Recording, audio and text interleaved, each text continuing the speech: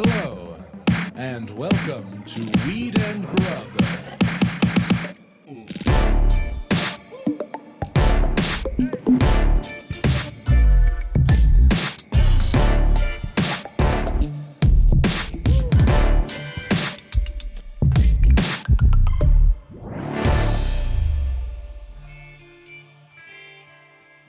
Couple plugs up top. Come see us live at the Feds Can Fuck Off Tour March 1st. We are going to be in Berkeley, California. March 3rd, we are going to be in Sacramento, California. March 6th, we are going to be in San Diego, California. More dates to come. But if you're near any of those places, come see us live. It's going to be an amazing time. It sure is. And yeah, they're all in California, but we're going to be spreading out across the country like ectoplasm. Yeah, come see the blob. Yeah, Weed and Grub Live. It's such a good time. We have stand-up giveaways, games, trivia, potatoes sometimes. All sorts of goodness. All the time. Everyone's counting on seeing the potato live. Hey. Ooh, I'm stoned. Nice. Wow. Okay. You ready to start this show? I sure am. It's our last of the year. Congrats, Mary Jane. Congratulations, Mike. We did it. It's been a hell of a year. It has been a hell of a year. Roller coaster. Yeah, we're not alone in that. No, I think, globally, cosmically, internationally. Space Station had a weird year. Everyone had a fucking weird year. Archie had a weird year. What kind of drama do you think's happening on the space station? I bet there's a lot. There was a tomato. What? You didn't hear about the space tomato? Let's go. Okay. Wait, what up, Mary Jane? How's it going, Mike? So good. Welcome to Weed and Grub, everyone. This is a podcast about comedy, cannabis, cooking, culture, calling shit out, and weird shit in space. Yo, what happened? So the space station has, I believe it was on the International Space Station. I can't imagine where else this would have happened. So I'm just going to say that's where it was. They grew a tomato in space. And that was very exciting for obvious reasons, growing produce out in space so we can all move out there sometime because we're destroying our planet. Mm-hmm. But then they misplaced the tomato.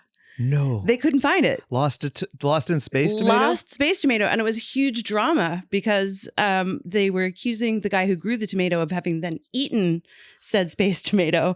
And he was like, no, I just put it somewhere and I can't find it. Which is wild. Is he a 6-year-old astronaut? Because that's exactly what a baby would say. Yeah, I can't find my space tomato. And then it hit the news that it was found. And all is well. He was telling the truth. He was telling the truth. He did not bet eat. that there were factions like on Survivor about that space tomato. Some were defending him. Some were against him. When I think people are still like, is that the same space tomato or did you just grow another one because you really did eat the first space tomato? Not a whole lot going on up there in Mark space. thinks the Russians took it. The Russians, it's an international space station. It could have been like a tactic. Demoralize our astronaut community. A tactic. Yeah. Wait, I will say he deserves first bite. Yeah, absolutely. So I think him not sharing it is what would make me mad if I lost a space tomato. Right. He deserves first bite. Get in there. Eat it like an apple. But after that, you got to share it with us other knots. Oh, I think you would have to slice it up and salt it. That's how you would do it. That's how I would do it. I would bite it. You would just eat it like an apple? Like an apple. Like I'm a, atom. Amazing. Yeah. So there was space station drama. I wasn't making it up. That's everyone's having a weird year. You have your own drama right now with these pants you're wearing. God, yes. Are we going to talk about this up top? I can't remember. Yes, okay. It is the funniest thing of my month. It is my month's funniest. I am so glad that you showed me that there's a whole area of TikTok dedicated to this shit where you order something online and you show what it should look like and then what it actually is. And all of the ones I feel like you showed me are from this same store. Really? Do not shop at this place. It is.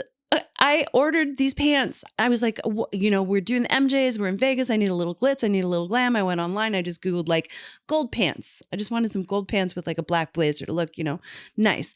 And I found these gold lame pants online. They looked beautiful. They were high-waisted. They were flared. They were kind of palazzo pants style. I think we have a picture. If you're looking at our YouTube, you can see these beautiful pants that were, would have been very flattering. They're, for some reason, it's not looking right. But It'll anyway. catch up.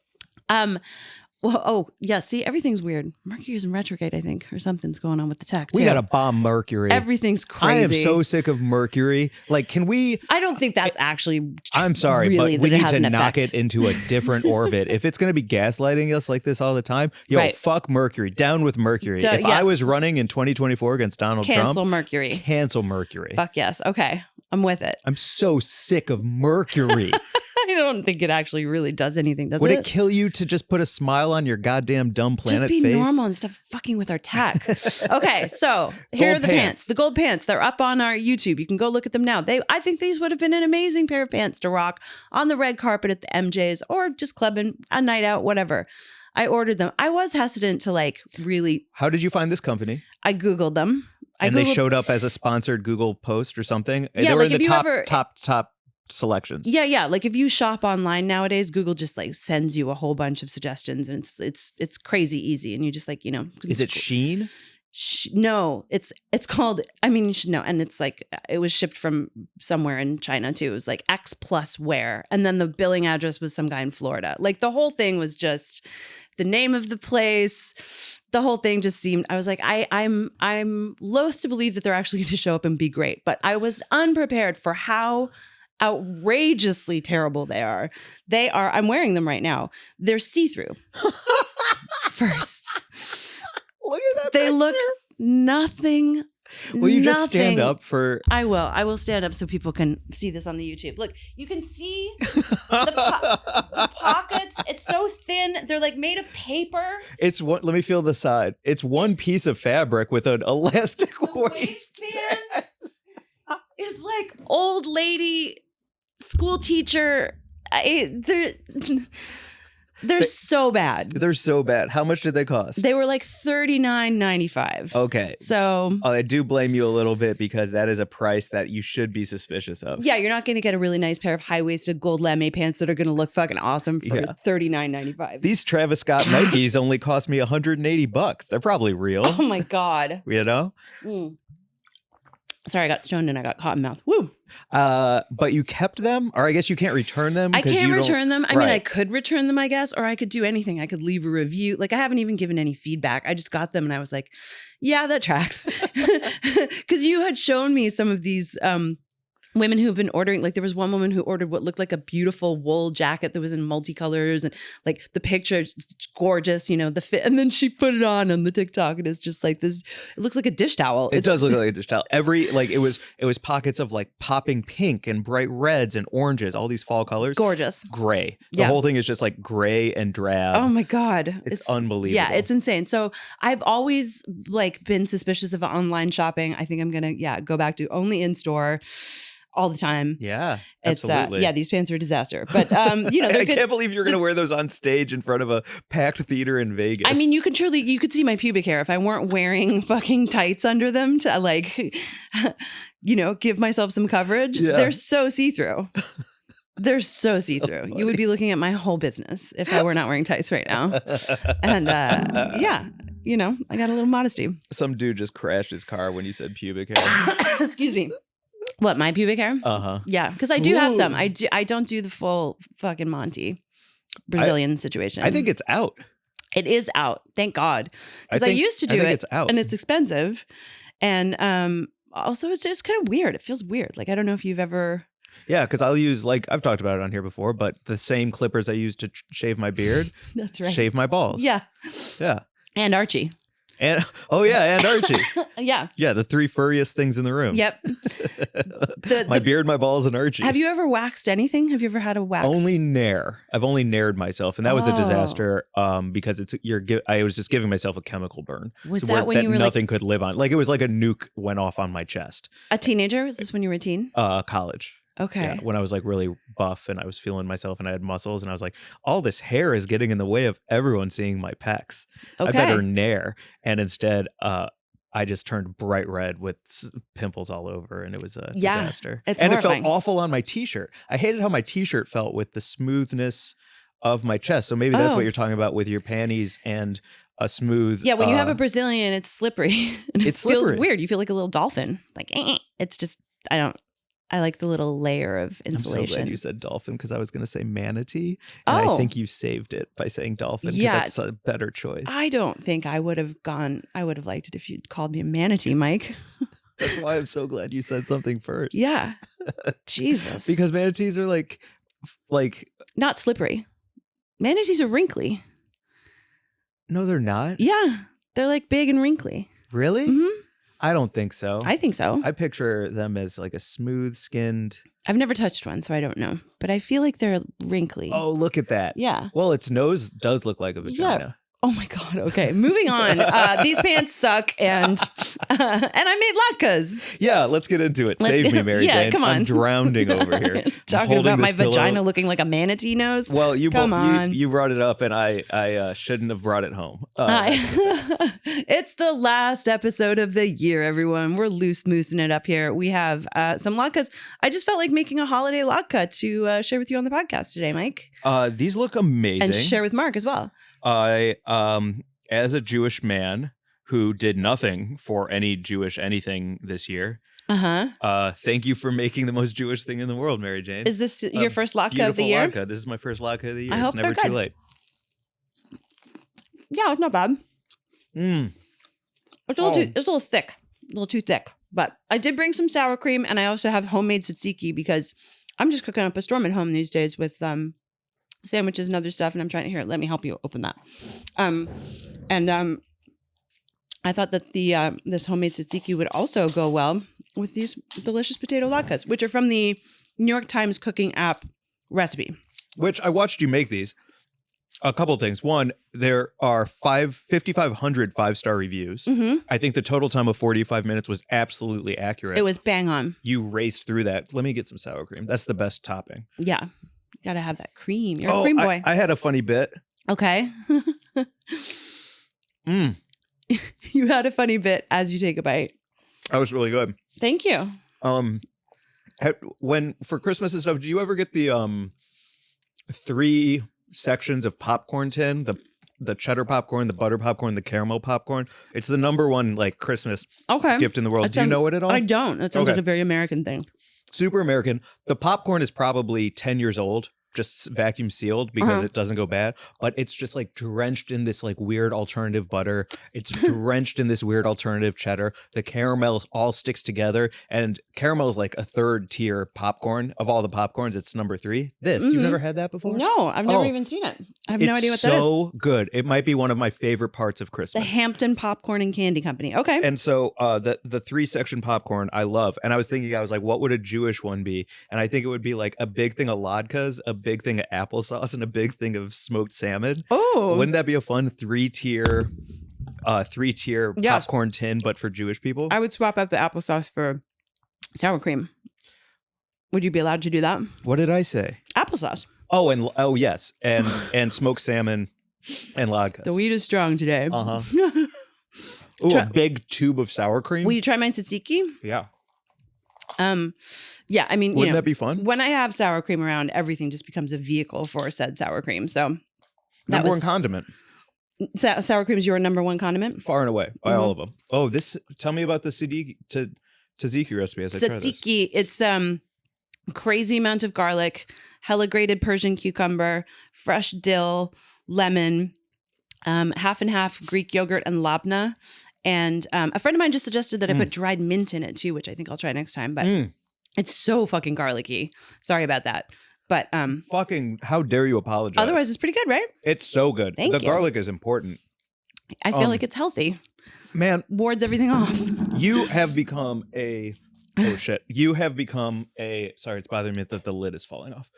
You have become a like a seasoning freak, and it's the best. Everything you do, you're so much more heavy-handed. If I were to give you one compliment from this year, thank you. You have become a heavy-handed seasoner as the year has progressed. You used to do like a bullshit amount of salt, and everybody's like, I'll add my own salt because that's a nonsense amount. Yep. And all of a sudden, like, cut from that to today where everything packs a lemony punch, everything has a garlic zing, everything you make has like crisp, flavorful.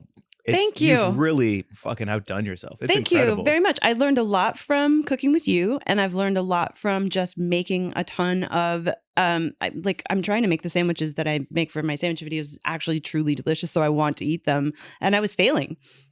Like they were gross sandwiches. I had like a run of where I was just like, well, I would finish making the video and then I wouldn't eat the sandwich, and food waste is nonsense and just goes against everything I believe in. And so I was like, well, I better up my sandwich game, and that came with learning how to like season food because I grew up in a salt-free household, you know. That's me too. Yeah, me too. Oh man, You did? Let's talk about Christmas dinners real Okay. quick. Like, did you Or truly holiday grow? dinners, Like, was since it? this is after. We're recording this the Friday before Christmas, but that's because I want to go take a bunch of Molly and dance next week. I'm So with you know you. what it is. Mm-hmm. So if I say Christmas, it's because Christmas hasn't happened yet, but Molly will be happening when we're supposed to be recording this. That's So, right.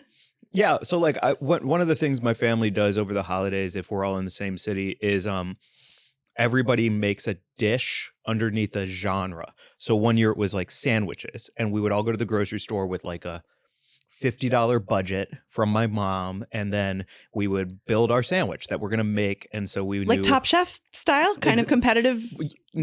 competitive in the way that we only have one stove and everybody wants their sandwich to be best. So you're like shuffling behind someone, looking over their shoulder, like still reducing that tomato sauce. Let's go, dude. You know. Mhm. I want to know what kind of sandwich you made. And so I will tell you in 1 second. But so we would all make sandwiches for each other, and excuse me. Sorry, I ate I'm not sure that what's vodka going really fast. on. I'm burping. You're, yeah, this I is got great. vodka and weed inside me. This is good podcasting right here. You've only Thanks. grown this year, and I've slid so far downhill. Thanks for tuning in, everyone. No, you have grown immensely too. I'm having a great time. I think this is so silly and fun, and I'm so glad that we're doing it. I'm sorry that I also have, I'm coughing and drinking water constantly. Thank you for letting us be in your ears, friends. Jesus Christ. Okay, carry on, Mike. Sandwiches. What was I talking about? Jesus, I know, sandwiches. sandwiches, but How your family shuffles around. oh, And, seasoning. okay. Okay, so all of this is to say, like, one year my dad made a meatloaf sandwich. I made a chicken parm because that's my go-to. I can make it with my eyes closed. I make a great tomato sauce.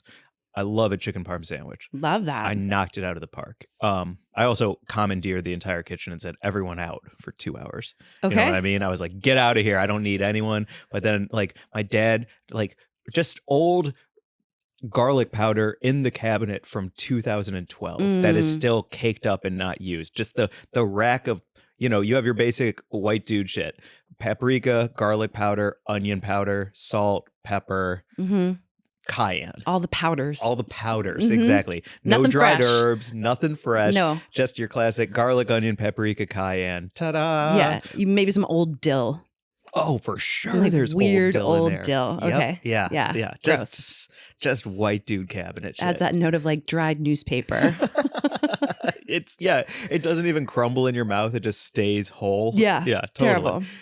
And so I was like, so everyone's making their sandwiches, and my dad's like, will you taste this meatloaf? It tastes off to me. And I tasted it, and it just tastes like zero fat ground turkey. That's all it tastes like. I'm like, did you add any salt? He's like, I don't want to overpower it. I was like, what are you talking about, dog? Like, add some salt to your no fat lean ground turkey.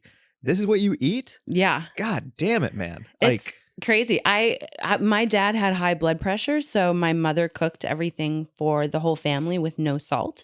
And so I truly didn't know what salt could do for food until I like moved out at 16 and moved to Montreal and started like going out to eat with friends. And I remember the first time I ever had this crazy black bean chicken that was this fermented dish at a Chinese restaurant, and it punched my taste buds in the fucking nuts, if my taste buds had nuts, with the levels of flavor, and the salt was such a big part of it. And I was just Yeah. like, oh my God, this makes everything sing. So, but I've always been kind of judicious with my salt use because of the way I grew up. And so now I've learned so much. I really did learn from you. And I have also learned that, yeah, I don't want to over salt, and I don't want to be high sodium and high blood pressure myself. So I can No. keep an eye on that. But Sure. yes, I have learned about seasoning. What are you looking at? Mark wrote, producer Mark's wife is slowly killing him by taking salt away. Oh yeah. Yeah. Because it's you know, it's not great for you. Can I see your hand? I have a confession to make to you. Okay. I don't know if you'll get mad or not, but in the idea of ending this year and this podcast on an honest, ultra honest note, Okay. these top latkes, Uh-huh. when you pulled them out of the fryer Yeah. and then you went to go throw on your gold pants, Yes. I ran over there and salted them because you didn't salt them when they came out of the fryer. And then I turned them over so that you wouldn't see the salt on them and think, did I salt them? I don't remember salting them. Did you salt them? And now I'm feeling guilty because of this conversation, but I ran over and salted your latkes and then hid it. Wow. And that's just the truth. Please let go of my hand. Okay. I'm not sorry, but I am glad to have revealed. Why didn't you just say to me in the moment, why aren't you salting your latkes? Well, I didn't want to say it like that because that's rude. You're making latkes for like everyone here, and I'm not about to like over the shoulder salt holder you. Okay. You know what I mean? For Nobody sure. wants a backseat salter. Uh-huh. But Well, now it's worse. Fucking now we know. Yeah, now you just made it so much worse. I'm like that Because old Italian mother who sneaks in and like fucks up Jeez. your sauce recipe. Louise. Okay, well, I'm glad you salted them and that you think they taste delicious and you were trying to give me a compliment about my seasoning, but you just took it all away. Oh no, I'm talking about the internal seasoning, not the external What an secret salt. insane move. Oh no, I The wasn't giving definition of myself... gaslighting. You were making me question my own fucking reality here, Mike. You just told me that I was great at seasoning, and then you told me that you seasoned shit behind my back. No. Fuck out of here. Oh no. Give me these latkes. You're not getting any more. Oh fuck. Oh What a fuck. dick move. Oh, God fuck. damn. They're so good. Yeah, thanks. Oh no, I'm so sorry. Next topic. Asshole. Fuck, man. Yeah, seriously. What do you want me to like? What am I supposed to say about that? You were making me feel all good, and then you just ripped that rug right out from under me. I really I got didn't weird mean- pants on, and my latkes suck. No, they don't. Your latkes are amazing. And the way that you grated the onion, and you bit the bullet by crying through onion grating. Like you grated the shit out of that onion, and I sure it did. filled the whole kitchen. Yeah. And you tucked your head down and just went to town. Yeah, I'm a super special, awesome, fantastic person who makes wonderful latkes. Yes, you do. They're so good. Thank you. You cannot have any more. I don't deserve any more, it feels like. No, here you can have some. I'm not going to eat them all myself. They're but really wow, I really am. I mean, I've I'm glad that you told me, and that we're fully ending this year with all the notes of transparency and honesty, and yeah, just being really open about all of it. Like, I know we're going to do resolutions after the news, Okay. but I will like foreshadow it by saying one of my resolutions this year was honest, Mm-hmm. and I tried to keep it as well as I could. Great. So another pat on the back for me. Yeah. Sorry. God damn it. Good job. Painful honesty. Totally unfunny, but great. God damn it, Mary Jane. I'm so sorry. It's totally You fine. know my intentions are pure, right? You know my intentions are good. Yeah, most of the time I feel like your intentions are good. I mean the best. You're so great. You definitely didn't have to. No, did you just say I'm so great? Yeah. Yeah, thanks. I appreciate that. Thank you. I mean, I don't think I suck, These are really good latkes. Thank you, Mike. You're welcome. Can we get to the news now? God, I'm dying time? over here. Please. Okay. Well, actually, first, it ties God. into the news. Yes, I did want to just mention something that happened to me because I feel like there are just restaurants in the world that are not restaurants. They're just operating as fronts for something else. And I recently had a very strange experience in my hometown of St. John's, Newfoundland, with a restaurant that was definitely not a restaurant, but I'm just trying to figure out what the fuck they're operating as because it was called Indian Street Food. If you live in St. John's, Newfoundland, don't go there. I was trying to buy lunch for a group of friends, and I was like, I'll just get some like Indian takeaway. That'll be nice. I'll come home with some, some nice curry and some, samosas and some naan, and it'll be great. And I went in there and they looked so surprised when I walked in. They were like, what are you doing in here? Like they truly did not anticipate that anyone was actually going to walk in through the door to order food. And so I placed my order. And they're a restaurant? It's called Indian Street Food. And it was set up to look like a restaurant. I mean, it could have, I truly don't know what they're up to. Okay. I feel like it could be a front for a drug operation. So I ordered the vegetable curry and they're like over explaining what's in the curries to me in a way where I was like, yeah, I know what a curry is. Like, you don't really need to tell me all the details of, what's going to go into these curries, but thank you. And they were like, it'll take about 15 to 20 minutes. I was like, okay, cool. So I went and ran some errands. And when I came back, there were like 5 of the dudes who were all like, who all just been standing around on their phones. They were all like working on the order.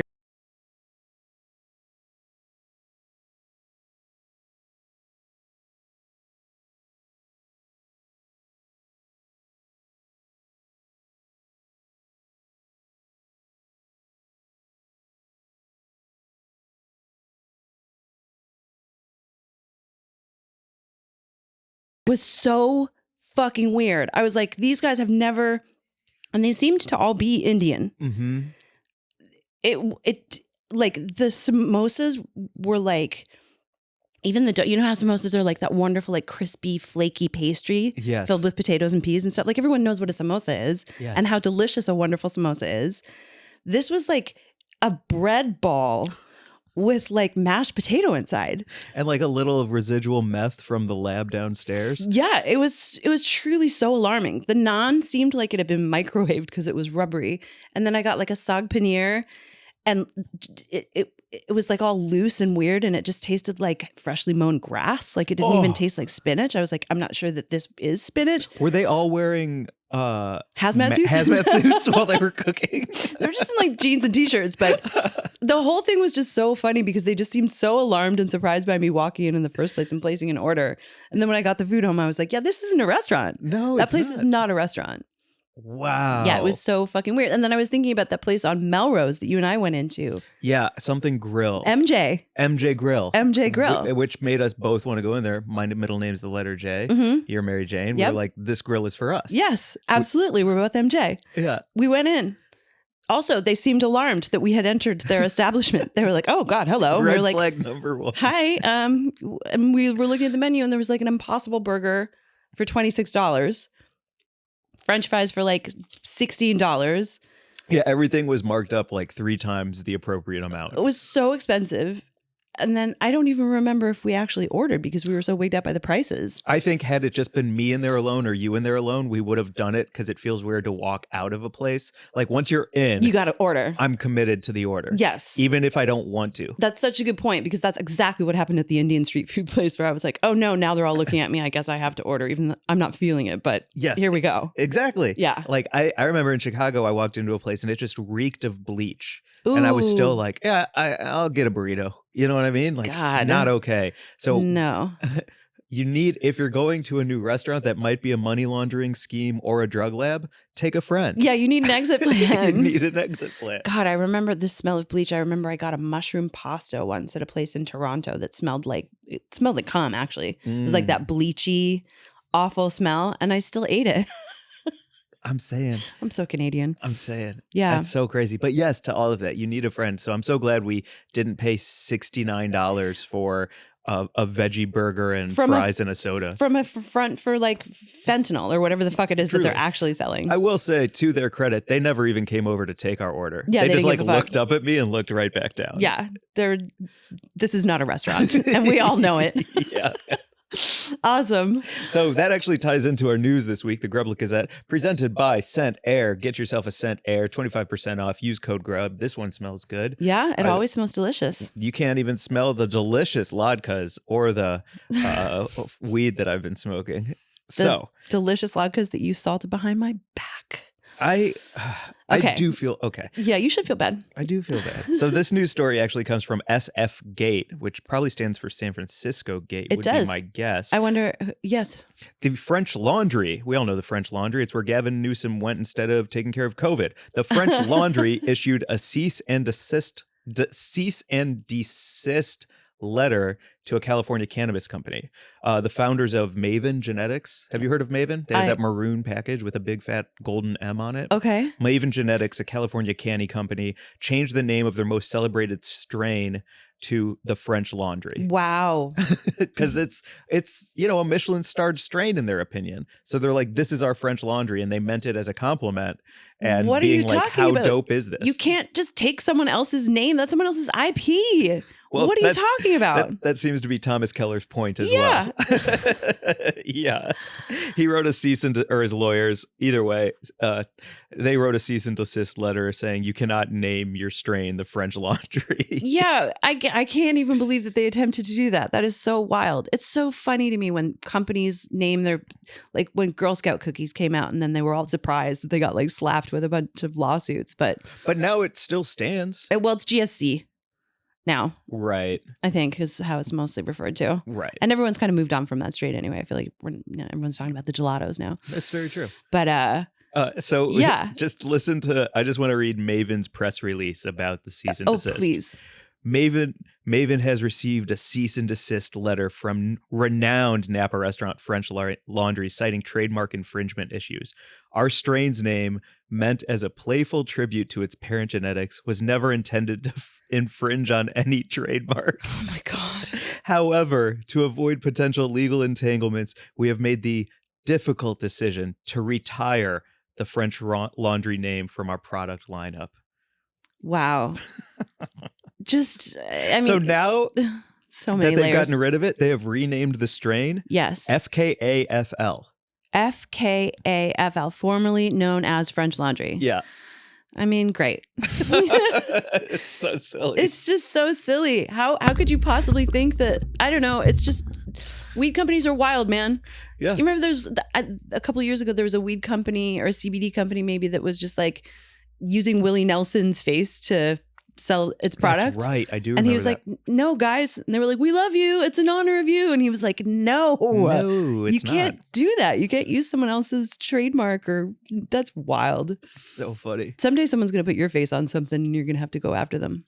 Well, when I was doing Glazed, and I was trying to do trademark stuff and copyright stuff, I met with my lawyer, and he was like, because it's stand-up, something that a lot of companies are doing now that you have to be aware of in these contracts is they'll say we can use your name and likeness for anything from this content, but then they can take your face and your pull quotes and all of that, and they can actually use your name in all of their other stuff unless you fight against it. So like Pirates of Caribbean and Disney, like there's lawsuits that have to do with like Johnny Depp and using his likeness and his face because Disney tries to own that character, which means they own his face. And so all of that stuff is truly true. And now with AI and bots and everything else, like, you know, who knows what's real, who knows what's fake. So it'll be a constant battle of trying to protect your own, you know, your likeness, humanity. Yeah, exactly. Fuck, that's pretty so wild. Fucking wild. It really is.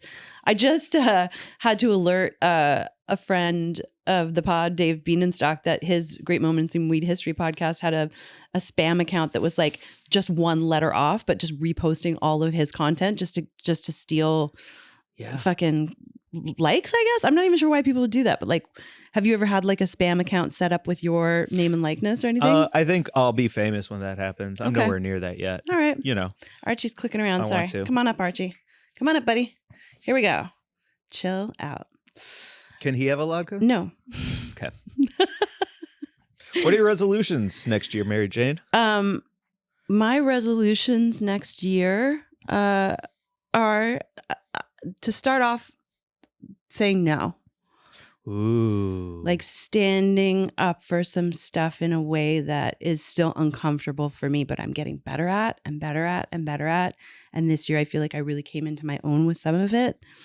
And learning to do it in a way that doesn't come from a place of fear or aggression, but just confidence that I'm allowed to say no or what I need and just state it firmly and confidently. And like, that's new for me. So that's a big resolution. That's great. Yeah. That's great. Is there any from this past year that come to mind that you executed and were really happy? Like, it was a hard year for both of us. Yeah, it was but a if you hell were to of a like year. if you were to look on paper at the things that we have accomplished individually and together, Mm-hmm. it's an amazing year. Yeah. It's just that like personally and privately and familially Mm-hmm. and all of that stuff. A lot of pain like, points. Fucking hell, man. Super crazy amounts of pain points on the personal levels. For sure. So are there any proud moments that stick out to your mind from this year that are worth celebrating on pod? Yeah. I mean, the sandwiches. Yeah. You know, and that wasn't about saying no, but that was about saying confidently what I wanted and what I wanted to do. And I've learned so much in doing it because I look back at the sort of body of work that I've created at this point. But like, I've posted 135 sandwiches. And they've gone viral. And some of them have done really well. Money. And they've been really cool. There's been great responses to some and then others not so much. And I look at some of them and I'm like, oh yeah, I've super learned from that. Like, I don't want to come across as a smug, condescending asshole. And I've made some videos that I look back at and I'm like, yeah, that was my tone. That's not a good place to operate from. Mm-hmm. So just like, you know, learning and tweaking and operating from a place of like, I want to share information while sharing sandwiches and having a great time doing both. And also hopefully making an impact in, you know, this next year with an election year to like keep really talking, especially about abortion and just civil rights and, you know, rights for women, which some men believe we don't have anything to fight for, which is crazy. So I'm going to be loud and I'm going to continue to be bold about it. That's awesome. Yeah. You make me think of how one of the things that we get every single year in our DMs and through our email and everything is like, I'm thinking about starting a podcast. How can I start? Mhm. And our response is always, you start it and be consistent with it. Yep. And it'll have ups and it'll have downs, but you got to be consistent and you've got to dedicate yourself to it and be disciplined and just start making it. Mhm. And your sandwiches are I just had to start doing something. I had to make something. I had to if you don't mind me saying this, I hope you don't mind me saying this. You aren't a vocal, opinionated person by nature. Like in private on a walk and talk, you'll tell me how you feel and you'll be vocal and angry about it. But public facing, you don't really share much unless it's through an article you're writing or something that we might talk about on here. So for you to take the impetus to say, I care so much about this, I'm going to just do this on my own, make these sandwiches and make them consistently and to see how it goes is a massive deal. Like that is a massive year celebration. Thank you. I really, really appreciate that. I feel you on it too. And I feel like I just all of a sudden this year arrived at a place in my life where I was like, okay, I really feel passionate about this. I really feel like speaking up about sexism and misogyny and reproductive rights right now at this stage in my life. And I'm in a place where I'm not worried about what people are going to think. Like I can just fucking do it. So thank you so much. It means a lot to me. And I'm really excited to continue to make them next year and grow and grow and grow. Yeah. 100K. 100K? Yeah. I want That's to a hit good 100K. resolution. 100K followers. Oh, fuck. Why am I saying 100K? 100,000 followers. Because 100K is way cooler. Is it? Hundo K? Hundo K. Yeah. Yeah. Hundi K? What about you, Mike? That's great. I want to hear. Well, before we go to me, I'm looking at these Latkes. Mm-hmm. I'm holding them so they're in your eye line so you feel uncomfortable the whole time. I want another one with a slab of sour cream on it. Here. These are a little thick, but they're delicious and crispy and great. Yeah, they could be thinner. Would you cut one in half and make a sandwich, or would you use them like ramen? A ramen on either side of a hamburger to make a latke sandwich? I guess, yeah, maybe so. I would put there was a potato pancake recipe at the restaurant I used to work at in New York called the NoHo Star that was potato pancakes with sour cream, a little bit of the seaweed salad, and a piece of ahi. Oh, and then open face? And then a little bit, just the pancakes. Yeah. It wasn't a sandwich. It was like you get 2 potato pancakes on the plate, and then we'd each have the sour cream, seaweed, ahi, and a little bit of roe. And fucking A, man. Yum. Delicious. Yum. Also, I just was talking to the manager of that restaurant, who is now the manager of Keen's Steakhouse in New York, a really good friend of mine, Julia Lazowski. And she said that she would share some of the sandwich recipes from NoHo Star with me. NoHo Star no longer exists, but some of those sandwich recipes were fucking iconic. There was a soft scrambled egg with broccoli and blue cheese that was really phenomenal. Oh, dear. There was a crazy tomato panini that was really good. And there was a tuna melt with guacamole, or not tuna melt, a fresh tuna with guacamole sandwich that I don't even like tuna salad, but that one was so lemony and delicious with avocado. I think that's what I like about tuna. Any salad, I actually like the zings and zangs more than I like the chicken or the tuna or the egg. Right, because you're all about seasoning. Yeah. What are your resolutions? Come on. I want to hear your stuff. I'm going to continue with ultra honesty. I want to make more good friends because I have some good friends now and that feels really good. I want to say yes, even when my first instinct is no. I want to say yes, like getting invited to well, he's my butt of the week this week, but like getting invited to something where my instinct would be to say no. And he even double checked and followed up with me. And he's like, you're really coming, right? Yeah. And I was like, yeah, I am. He's like, okay, good. I'm excited. So I don't like to go out. I want to work on having a great time and not feeling guilty for not staying home and thinking I should be working on stand-up clips, or I should be writing more stand-up, or I should be emailing people and schedule sending for the next day to get booked more, and instead like go out, have a great time, not feel guilty about it, say yes from jump, and then stick to it and actually show up and hang out with these people, because I get invited to a lot of stuff and I say no a lot, and I think at a certain point people will just stop inviting you, and I don't want to stop being invited. I want to stop myself from not going. Yeah. So that's a big resolution for me. That's awesome, because I think it's true. People will stop asking you, and the older you get, the harder it is to connect with people. It's like it's really interesting. Like for me to be in my 40s now, and I look around at like my friend landscape, and it's just so different because people are just in different places with family and kids and jobs and whatever it is. So like curating that level of connection now, so you have those friendships as you age. Yeah, it's fucking important. Yeah.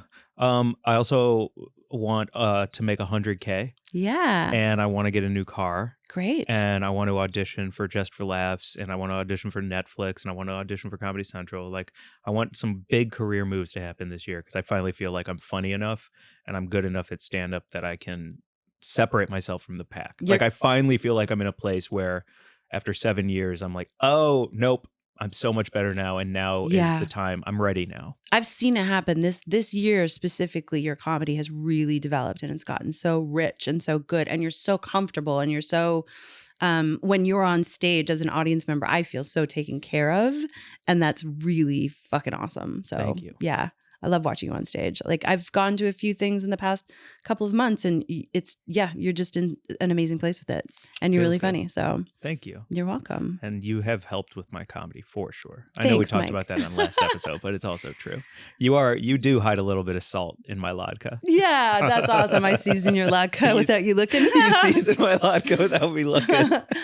I also want to thank you for, like, getting me back on stage and performing in a way that I don't know if I would have necessarily done without your encouragement, because I mean, I think a lot of people who've listened to this pod for a long time know that I got into a relationship that, like, really took some self-esteem away from me, and it's been a long journey back. And part of that has been, through podcasting with you, and also just, like, being funny on stage with you in a way that it's really given me a new foundation to move forward with. And so, like, I want to, as you were saying, you want to audition for Just for Laughs and Netflix and stuff. Like, I want to be on stage making stuff as well. And it's specifically, I mean, obviously the sandwiches are my passion project, but, like, just in a bunch of ways. Like, I'm ready to, like I said, when, we were on stage at the MJs, like, that's where I feel at home. That's where I'm happiest and most comfortable. And so I'm excited to do that next year. That's nice. Yeah. My last two are, I want to simplify my life even more. I cut a lot of people and things out of my life this year that were not worth my fucking time. Okay. And it felt great because my circle got tighter, but it also got stronger. And I want to continue simplifying my life. And wait, so you want to go out more, but cut more people out of your life? The people who aren't serving me or making my life better and richer. Okay. Yeah, the people, like, whether it's in the industry or it's in personal, like, there are just some people where it's like, all right, that was a good run. But, I think we're good here. Okay. And so I want to continue to excommunicate the people and the things that are not serving me, like gluten and how it makes me break out with eczema. Like, you know what I'm saying? Okay. Let's talk about it. Get rid of that emotional eczema. Let's go. Yeah. Yo, quit flaking all over the fucking scene, dude. Yeah. Get out of here. Got it. Emotional eczema. Yeah. Exactly. Last week we talked about emotional herpes. This week it's emotional eczema. Just a great fun time here on this podcast. 100%. Stop with the breakouts. So I want to do that. I want to cut things and people out of my life. And and there was one other thing that is really important to me, and of course I can't remember it. What was it? I don't know. Oh, I do remember. Okay. I had to take a backseat to my own health this year because of my neck and shoulder. And if you listen to this podcast, I guess I don't mind talking about it, but I finally went to a new orthopedist. I got a second opinion yesterday. Great. Can I also say, I don't want a surgeon who's in his 70s or 60s. Oh. I want a young surgeon. Really? This guy, he was young. I trust him. I trust his steady hands more. Okay. You know what I mean? I don't want a grandpa surgeon. It doesn't matter. Like, I need surgery on my shoulder. I'm going to be getting surgery in the new year. I'll be in a brace for a month. It'll be like a 6 to 9 month recovery process. Wow. But then finally I can play basketball. I can play hockey. They told me I shouldn't, but I will. And I can finally, like, weight train and get back and be healthy and not just take long walks. And I can't wait to, like, get fucking strong again. Great. It's going to take surgery to get there. But I'll tell you what, man, seeing a young, confident doctor walk in instead of an old man, get that second opinion. Because, like, I don't want a grandpa getting inside my body with his shaky hands and ancient wisdom. Like, I need somebody who probably is on point, cares about the new technology, cares about the new procedures that are out there. Okay. You know what I'm saying? Like, and I feel like a young dude probably on TikTok is gonna be tapped into an algorithm that has, like, new techniques and fancy new things. Great. And that's what I want. I hear you on all of it. Exactly. So second opinion, stand up for yourself. Get that second opinion if you don't trust the first. Got it. I feel you. I mean, I'm looking for a new OBGYN because the dude I saw last time was just old as shit. And I was like, yeah, I'm not feeling it. The dude? Yeah. I had to go You have see a it. male No, gyno? I normally have a woman who I actually also was looking for a new replacement because she was old as shit too. But then she wasn't available, so I had to see this guy, and he was the one who just walked in with another guy right behind him and was like, "Mind if we both come in?" And I was like, "Absolutely, I mind. No, thank you." Was it in NoHo in a abandoned warehouse with cameras set up? Pretty much. Jesus Anyway, Christ. I guess he was like a resident in Why training. don't you sit on this medical couch? Yeah, with while your pants these men off while we come look in? at your hoo-ha. What the fuck? Anyway, so I feel you on that. Yes. What did you get some say young when two doctors. men came in and were like, let's take a look? I just looked at him and I smiled and I said, "No, thank you." And he was like, "Oh." And then the resident left the room, and then the doctor was, fine with it. But I think they were both a little surprised that I said no. And I was very surprised that they just chose to walk in without informing me. Like, I wasn't told at the front desk that there would be two men walking into the room when I'm in a paper gown with my snatch hanging out. Absolutely. Wow. Snatch That's crazy. hanging out sounds crazy. Sorry, Snatch everyone. hanging out. Well, the no resolution continues. Mm-hmm. Nice. And also, I should add, just so you know, if anyone out there is going to have surgery, you should ask if your orthopedist or whoever it is going to be performing the surgery and get confirmation that they will, Mhm. because there are a lot of times when somebody in residence, unless it's something major, or even if it is major, will do it so that they gain experience with the expert looking over their shoulder the whole Mhm. time. So you want to make sure, in my case, I'm not fucking around. I don't need someone practicing on me. That's what like pig carcasses are for. You know what Wow. I'm saying? Mm-hmm. So, treat me like a thing that's not that. Okay. Yeah. I'm just, because I've had surgery before, and it's fucking tricky. Yeah. It humanizes you. Like, you hear about men who have like open heart surgery and heart attacks in their 60s and 70s, and all of a sudden they have like deep empathy and their whole personality changes. Wow. Because they crack open your body, and all of a sudden you realize you're mortal, and it humanizes you in ways that you can't even fathom. Wow. That's David so Letterman, interesting. have you seen him? How he went from like a Ken Cartank crabby Uh-huh. crabby old man who was an asshole on camera, and now he's doing like thoughtful wisdom searching. Is it because he had content. surgery? Yeah, he had open heart surgery and it fucking cracked him. Wow. Same with my grandpa. Did Howard Stern have surgery? Yes. Or did he just get married? No, he got surgery too. Yeah, did change that guy. So, okay, so why if you're can't gonna everyone become, just fucking have surgery, please? yeah, if you're gonna be president, you got to have surgery. you gotta have open heart surgery. You got to have open heart surgery. Let's get fucking Trump on that Metaphorical table. and physical. Open heart surgery. Yes. For real. You have to have open hearted surgery. I sort of support this. I see what you're getting at. As you get sworn in, Mr. Donald Trump, Oh God. you also have to be laid on a table, and your fucking ribs have to be splayed open like a spatchcock. So that you can think about the nature of existence for a moment and not just of your own fucking. Yeah, I just imagine like what it must be like in his head. It just must be constant noise. Yeah. You don't Oh, think he he doesn't. I don't think ever, he like, thinks stops anything. to I think it is like Just a like a constant, wind tunnel. It's present. I think he's so incredibly present at all Oh. times that he's never even thinking. It is just a instinctual automatic flow Mm. that that just will never change. I don't think he has a thought in his fucking head. Ugh. I think it all comes from his balls, and it's just instinctual. Ugh, I don't like thinking about his balls. Yeah. Well, I'm sorry about that. But open-hearted surgery Yes, I love it. is a good idea. Yeah, I mean, it's similar to what David Crosby was proposing when he was on this podcast about putting LSD in the water. It's like just connecting you to existence and to each other. I listened last night, actually. It's funny that it's funny that I'm thinking of it, but it is connected that Tara Brock, who is a meditation teacher, has an amazing podcast. And I was listening to one last night that was about how suffering can be a portal to awakening, and that a lot of suffering just comes from our fundamental need to feel like we belong, that we're all connected, and that, the feeling of that connection is contentment and happiness and peace. So, it would be fucking wonderful if narcissists were able to stop for a second and feel that connection, because they would act a lot better. What if we could do, you know how like the FBI used to do those sting operations where they would reach out to all the pedophiles and be like, you won the lottery, come to this hotel room to pick up your winning. And then the pedophile would show up, and then it would just be they would just swarm him and arrest him. Okay.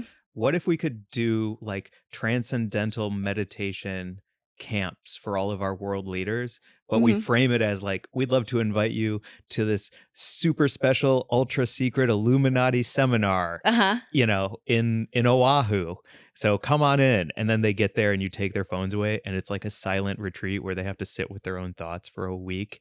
And I fucking love it. do you know what I'm saying? Yeah. Yeah, that's a good little doozy do. They all should be forced to do that.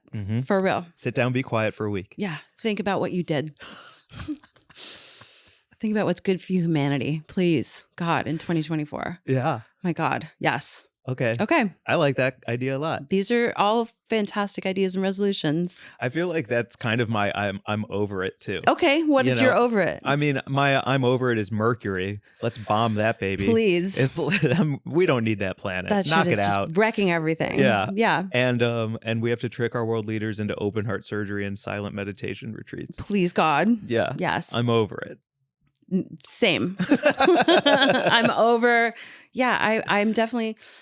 I'm also over my own impulse to feel superior.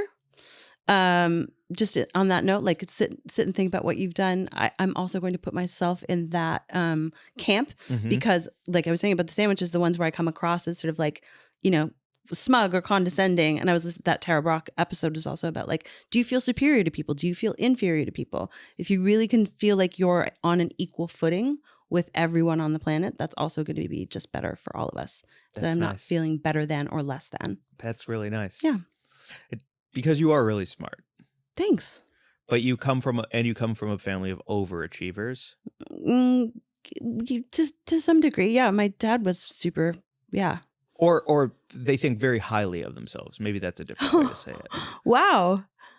I don't know if that's the case. No? That my family all think highly of themselves? Well, like your mom thinks very highly of herself. I don't know if she's an overachiever, but yeah, but that's like a personality disorder situation. Oh, okay. And you're just perfect. I'm not saying I'm perfect. I've got all sorts of shit wrong with me, but what are you trying to say? I'm just trying to I wonder where that comes from. The idea that you feel like a superiority, that you want to check in on yourself and like rebalance for your own. Oh, just grace. because like as I'm like trying to communicate things that I care about, I don't want to do it from a place of like condescension or smugness. And I've watched some of my sandwiches. I've played a couple of them back and I've been like, yeah, I don't like that tone. Yeah. Because people aren't going to listen to you. Like, I think I've talked about it on here where my friend Mike Daisy did a monologue about Trump before Trump was elected. And he looked out at the audience. It was like a sea of white liberals at the Broad Theater. And he was like, Trump is going to be elected and it's your fault because you are smug. All of you white liberals are the fucking problem because you're smug and you're condescending. And the people who are feeling the pain of living in America without having like their fucking needs met, even though they've worked hard their whole lives and they're not getting what they need, blame you because you are condescending and smug. And I was like, that point really hit home. And now I'm trying to like talk and say things and that tone. I'm like, don't do that. Yeah. Think about what you're saying and think about where it's coming from and why you feel the need to say it.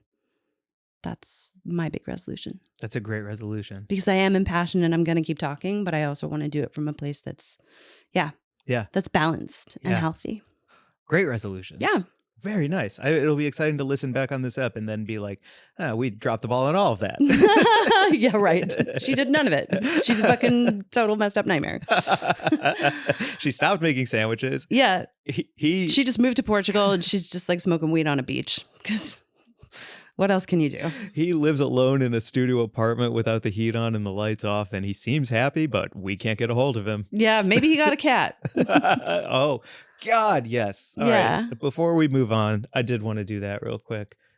Because also it was a great year for so many things and successes and dreams that come true. But also we did lose Bobo, and I just did want to take a minute and shout out the ones we lost who we love. Yeah, that was a tough loss. Bobo was an amazing guy. We had him for 21 years of fucking murderous rampages, and he bit me so hard just right before he died that he drew blood. It was like a week before he died. An amazing cat, an amazing guy.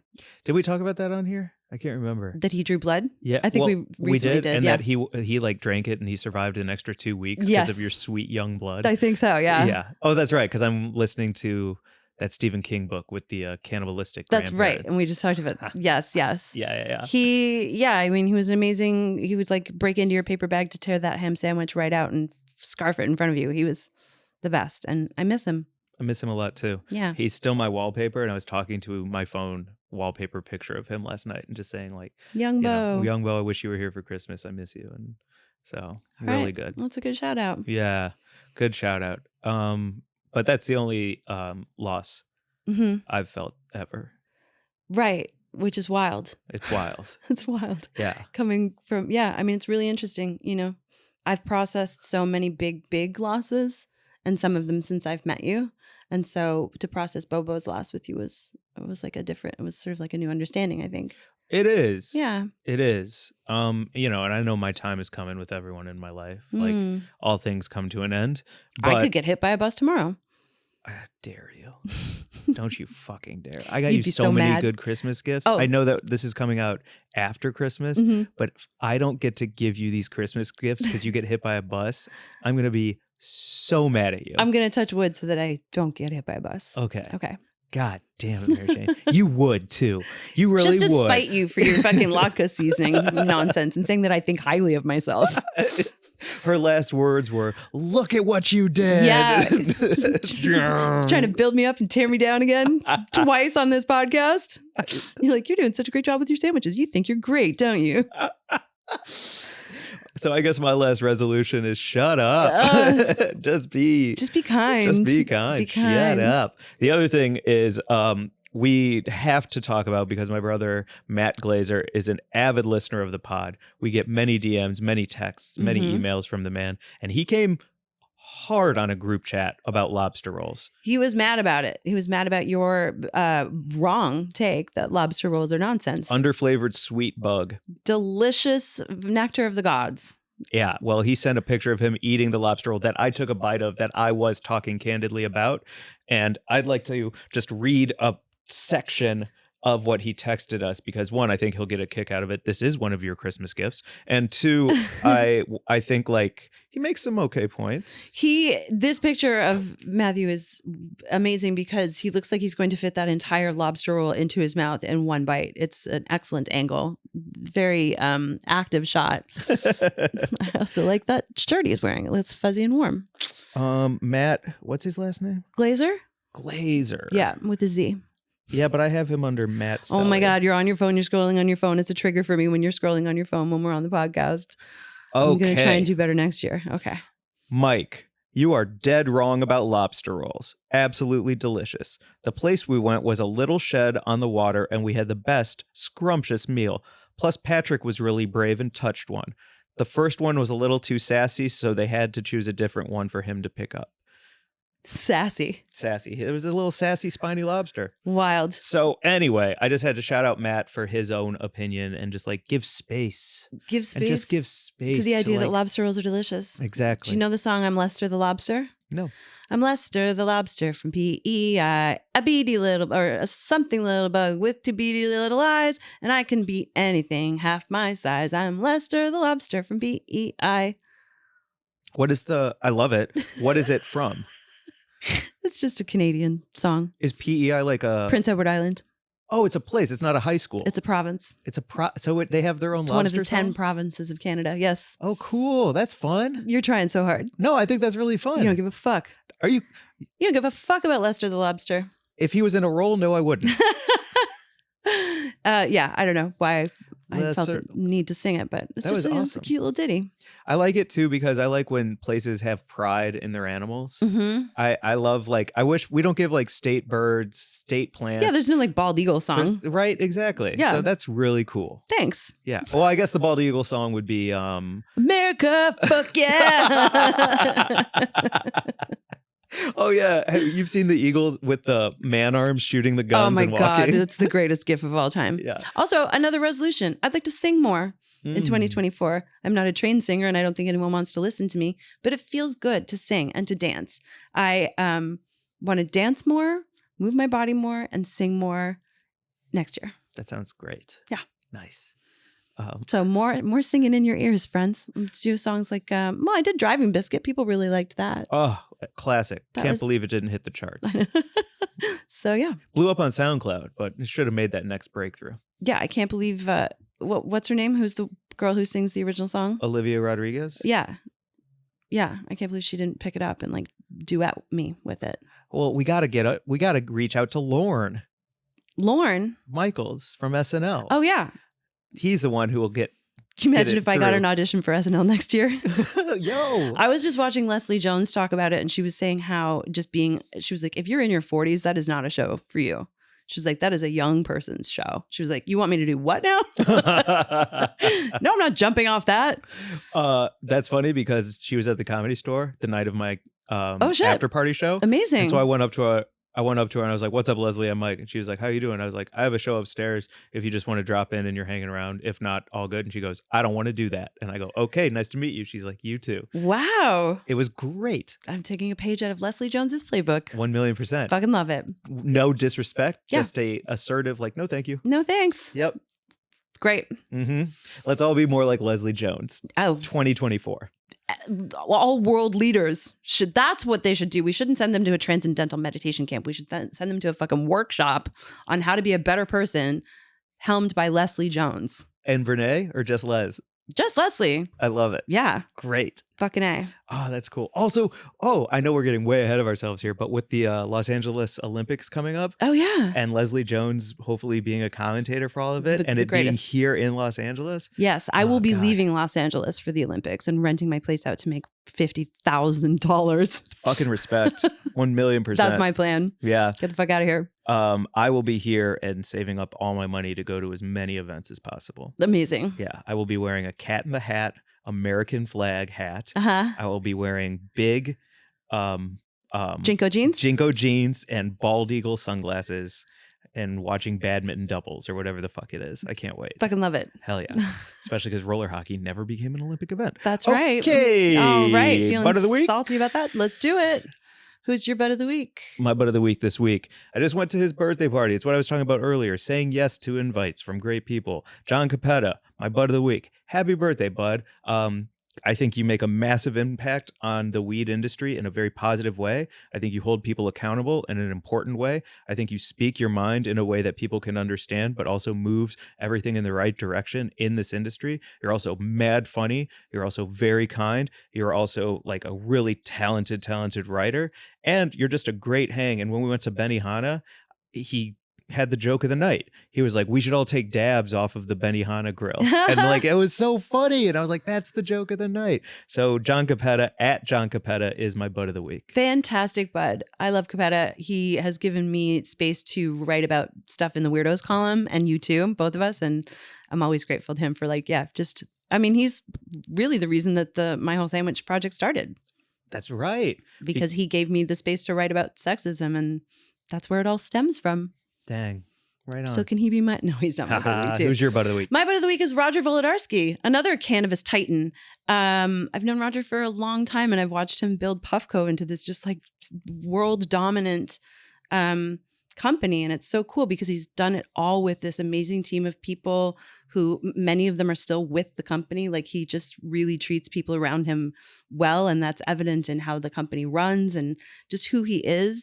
And he just wrote to me recently. He had just followed It's the Mayo for Me. And he wrote to me just like a really nice little DM about like how he respected how I was dealing with the bros in the comments, and just meant everything coming from him because I know that he deals with he gets a lot of online fucking shit, and it's wild to watch him. You want to talk about someone who has to deal with fake accounts posting like Puffco lawsuit in his comments and shit like that. The way he has to navigate the fucking haters is it's really something to see. So he is at Jolly Roger. Follow him for his lives. He's always dabbing on his lives and just having a great time talking about the culture, and he cares about things so much, and I just adore him. So nice. He's my butt of the week. And also I wanted to shout out Liza Treyger from my favorite podcast that is not this podcast, That's Messed Up, an SVU podcast. And it's Liza Treyger and Kara Clank being very funny about SVU episodes. If you haven't listened to it, it's a great time. They hang out and then they recap an episode, and then they recap the crime that was based on. And she gave you a couple of bracelets from the podcast to give to me, and I just am so happy about it. That's awesome. And she's so cool. Last but not least, one resolution that didn't come true this year We did not take over Bert Kreischer's spot in the podcast listings. Not yet. Not yet. Coming for you, Bert. But we're freaking coming for you. You think I'm giving up in 2024? You're out of your freaking mind. Hell no. We are on our way. So we are the machine. Yeah, we are the fucking machine. Come check out Fuck the Feds comedy tour. Come and catch us live on the road. We're coming for you, Kreischer. Thank you all for listening to us for another year. I don't know like why you do, but thank you for doing it. And also tell all of your buds so that we can take over that top spot that Bert is holding so preciously in his tiny little vodka holding hands. Tiny little vodka holding They're hands. very big. I've shook his hand. They're like warm, large pillows. Yeah, the guy's like a bear. Yeah. Thank you to producer Mark for having us at Petty Cash Studios for another year. Thank you to producer Alex for hopping in when producer Mark can't make it and just giving us a home here. And I don't know. Yeah, thanks everyone so much for listening. Thank you, Mike, for doing this with me and holding each other accountable and moving each other forward. Fucking right, Mary Jane. Thank you for the exact same. Yeah. Nice. Follow at Weed and Grub on Instagram. Email us at wg@weedandgrub.com with things you want to hear us talk about. Pictures of your cats, food you want to see us make and eat on the podcast and chew in your ears. Yeah. Do we want to end on a joke? Sure. You got one? Oh my God. Not off the dome. Me neither. Okay. Should we end on something sincere to end the year? Sure. Is that okay? That makes me so uncomfortable. Is that growth? I think so. To end something on something sincere? Sure. Okay. Well, thanks. So Mark's linked up joke of the day. Buddy, thanks so much, but we're good. Mary Jane, thanks so much. What a great year of podcasting with you. And I'm really proud and can't wait to see where it goes. Same, Mike. Thank you so much. And just like sit in this earnestness. I have a joke though now. Oh God. Okay. Let's hear it. And I hope we continue to salt each other's latkes. Okay. Good. Cool. I'll salt your latkes anytime, baby. Bye, everyone. Bye. Happy New Year. Bye.